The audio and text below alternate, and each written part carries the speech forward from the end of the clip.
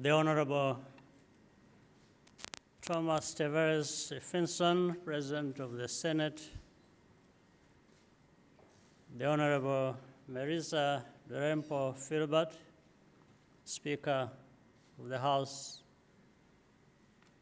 of Representatives, the Most Honorable Andrew Holness, Prime Minister, the Honorable Mark Golding, Leader of the Opposition, Honorable Senators and Members of Parliament, distinguished ladies and gentlemen.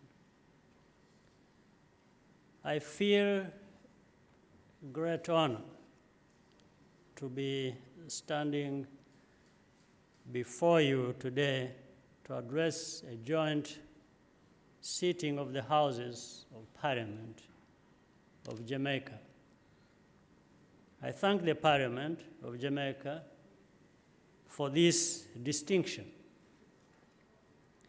Yesterday, I paid tribute to Marcus Garvey at National Heroes Park.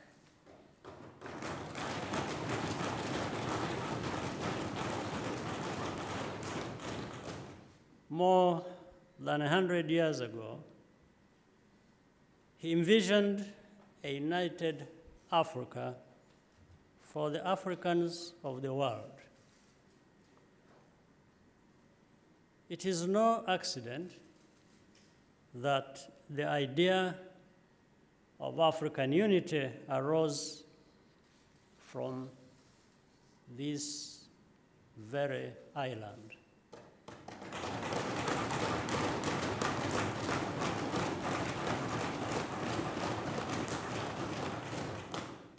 Among the descendants of those who had been forcibly separated from their ancestral homeland, the pain of disunity and contempt was deeply felt.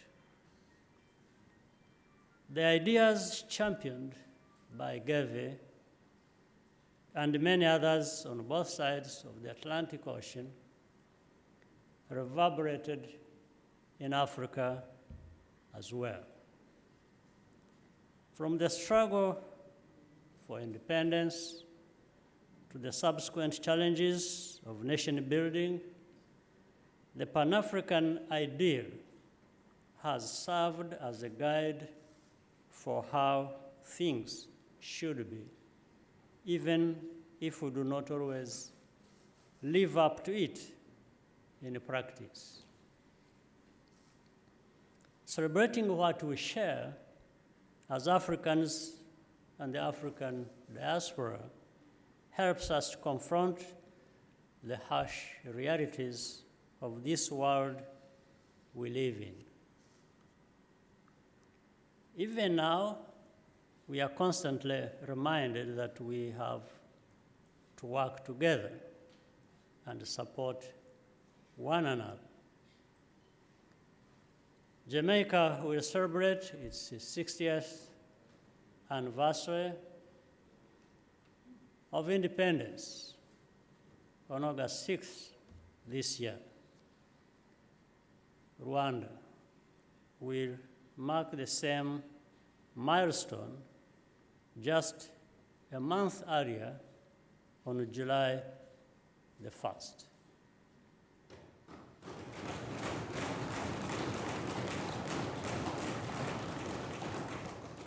Jamaica has many achievements of which it is rightly proud.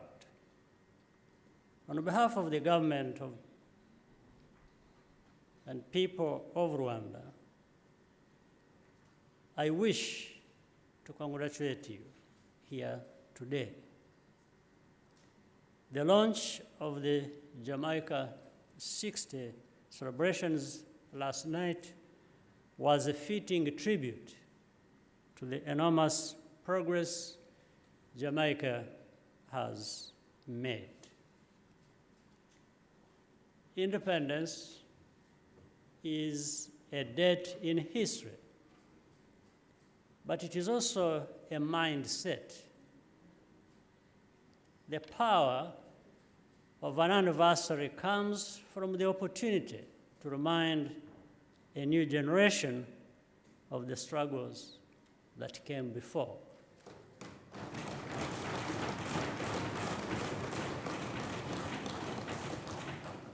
Even more important is upholding the spirit of self-reliance needed to sustain and deepen what has been accomplished in the time since.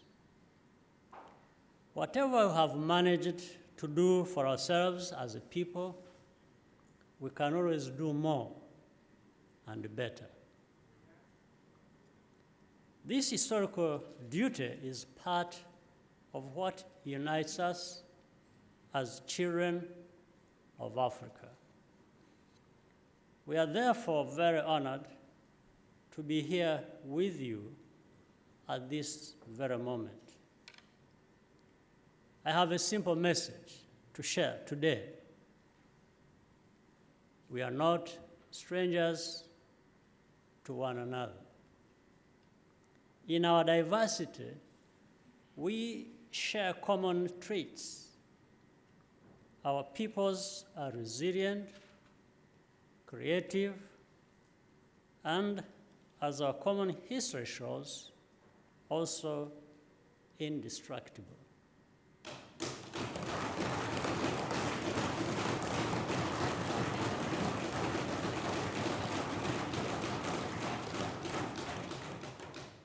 This mutual recognition should have practical, tangible effects.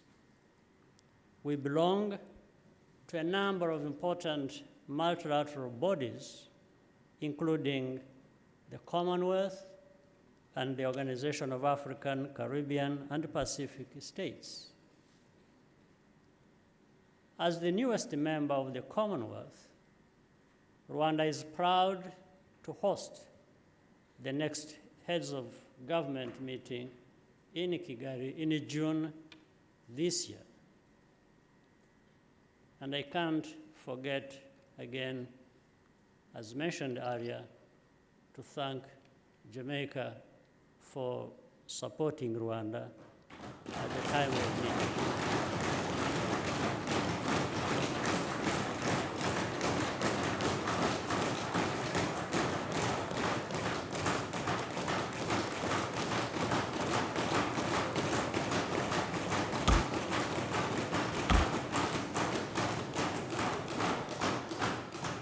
We hope to see strong representation from the Commonwealth, Caribbean.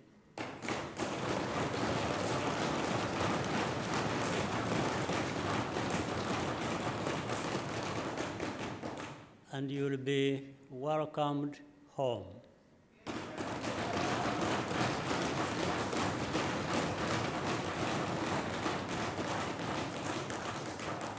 Africa and the Caribbean should work together to advance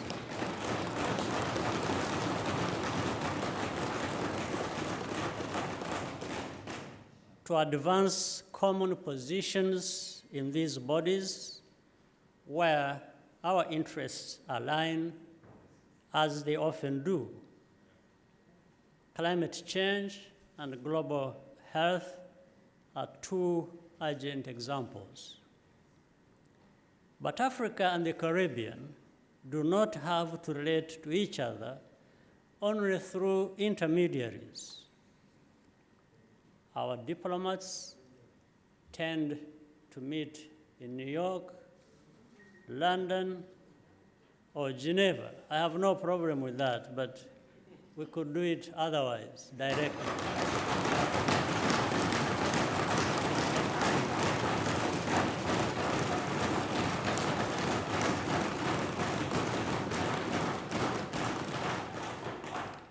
When our young people get to know each other, it is probably at universities, in similar places.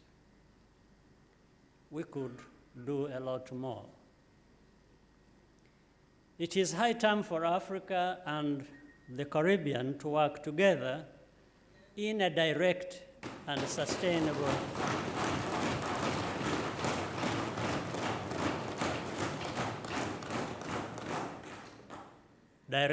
sustained manner, both through our representative regional organizations, CARICOM and the African Union, and bilaterally.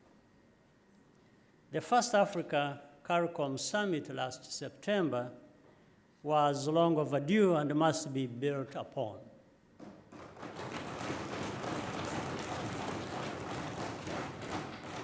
There should also be direct people-to-people exchanges.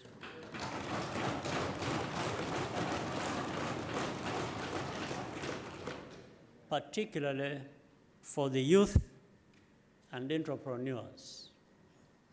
In Rwanda, we have already had several Jamaican professionals come to our country and make meaningful contributions, some of them as representatives of leading international organizations.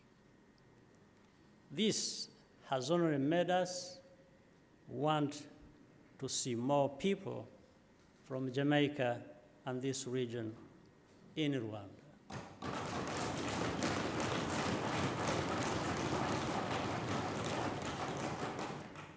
As Rwanda, we are also keen to cooperate with Jamaica much more closely and share experiences in trade and investment, as well as national unity and citizen development.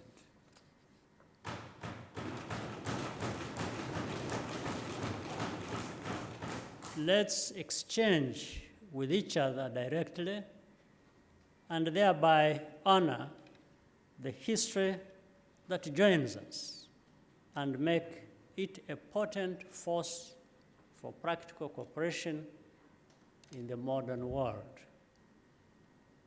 Honorable members, Madam Speaker, I close once again with thanks to you and to the government and the people of Jamaica for the privilege to visit your country and to be received with much warmth and solidarity. I thank you once again, Prime Minister, Right Honorable, for inviting me to come to this beautiful land. Thank you for your kind attention.